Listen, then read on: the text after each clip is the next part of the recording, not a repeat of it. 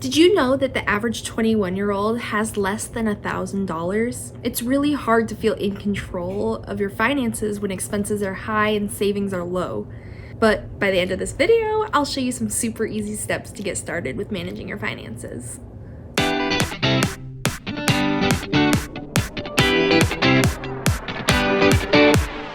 Welcome everyone! Not really welcome back because this is actually my first video. So welcome everyone who's new.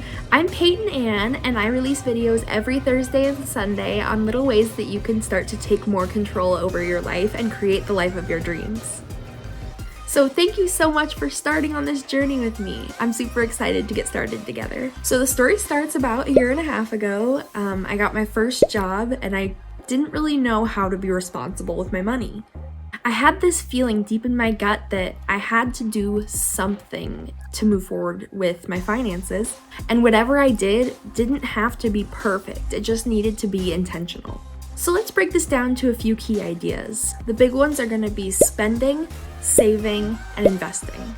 For me, these were the categories that it was easiest to take some small steps in order to build up my confidence and feel like I had more control. So let's start with spending. The first little step for this area is going to be tracking your spending without judgment. Now, I personally have a really hard time with this. I tend to judge myself on every small purchase, even if it's something I budget for. Say I budget because I want to be able to go out to eat at a restaurant. I'll still feel down on myself for spending that extra money. So it's a little bit hard to get to a place of no judgment. But the important thing is that you start challenging those judgmental thoughts and you don't let those judgmental thoughts stop you from tracking what you're spending. Now, I want you to track every single thing that you spend. You can do this on paper or in an Excel spreadsheet, just anywhere that you can gather this information. And then at a later date, we can go ahead and look at how our spending breaks down into different categories and where we're spending the money we'd like to be spending versus money we don't realize we're spending. So really, you're not making any huge changes here. You're really just paying more attention to what you're spending and sort of looking at that to get a more realistic picture of your finances. So our next category is going to be savings, and our little baby step in this area is going to be really thinking about your savings priorities and how you might divvy up your money to meet those goals. For me, these can be short-term goals like saving up a few $100s for the holidays, or it could be a long-term goal like saving for a house down payment 10 years down the line. So I started out by just sitting down and thinking about what the most important savings milestones could be for me personally. So honestly, the first step here is to just divvy up your savings and put a little bit towards each goal consistently.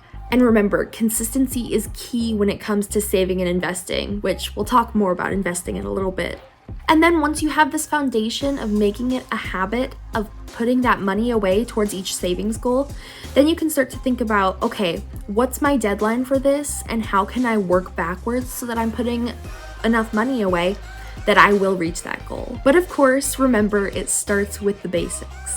And our last area of focus is going to be investing. Now, a lot of people wouldn't think of this as a category that you need to prioritize building up, but it's so important when it comes time to save for retirement someday, or really just in general.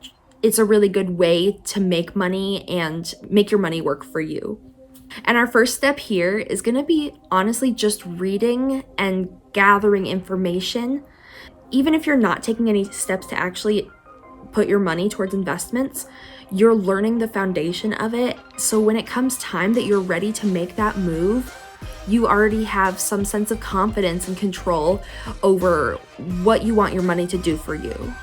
And believe it or not, just having that little bit of foundational knowledge is really going to help you down the line. Thanks so much for talking with me about finance today. If you liked this video, go ahead and leave a like and subscribe for more content just like this. You could also sign up for my email list where every week I'll remind you about the videos going out and about the little tips of knowledge that are really important about each video. Have a great day. Bye everyone.